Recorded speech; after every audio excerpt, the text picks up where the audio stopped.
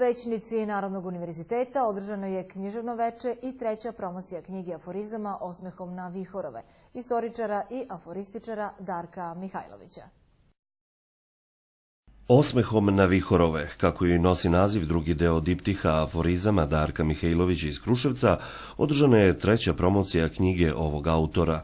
Entuzijazmom, kreativnošću, znanjem, britkom misli, satiričnim obrisima predstavio je poslednje izdanje svog vihorovanja. Ova knjiga je nastala praktično paralelno sa drugim radovima, pošto sam pisao specijalizaciju i radim, istorija 12. pešadijskog puka Car Lazar. Nisam imao puno vremena za neku dužu formu, a hteo sam nešto da saopštim, kroz književnu formu i aforizam, kratka misao, to je najbolja, znači ta književna forma gde sam našao mogućnost da nešto kažem o našem društvu, okruženju, pojedincu koji vihoruje, bori se sa svakodnevnicom.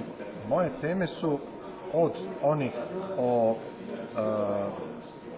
deci koja odlaze, recimo, od tih aktualnih političkih tema svakodnevnice, preko toga kako prolaze učeni ljudi, njihova razmišljanja, pa i tako ima raznih drugih tema, ali ovo je fokus što sam pomenuo. Da li je vaše vihorovanje borba sa vetrenjačama ili šalje važnu poruku publici? U početku jeste bila borba sa vetrenjačama dok nisam došao do publike. Evo, pomenut ću, moj sajt je Darko Imperija, tu imamo blizu 100.000 poseta, to je, za sad, tu najviše imam čitalaca, pošto su knjige objavljene u nekim malim tiražima, prvi deo je u 500 primjeraka, drugi deo je u 300 primjeraka, ali širi se polako, bukvalno od ruke do ruke knjiga ide.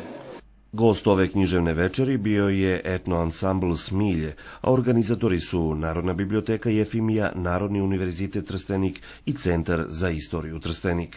Evo, ovih dana smo dosta aktivni, trudimo se da budemo vredni. Bili smo u Vrnjačkoj banji, održali smo još jednom tribinu na istu temu kao što smo radili ovde pre 2-3 nedelje, odnosno obeležavanje godišnjice Drugog balkanskog rata. Gostovali smo takođe u Kraljevu, u kulturnom centru Evergreen, prošlog utorka, pojavili se na kraljevačkoj televiziji. Evo, hvala Bogu, i kod vas smo uvijek na televiziji. Večeras je sa nama bio naš kolega i prijatelj Darko iz Kruševca. Nadam se da su Trsteničani uživali.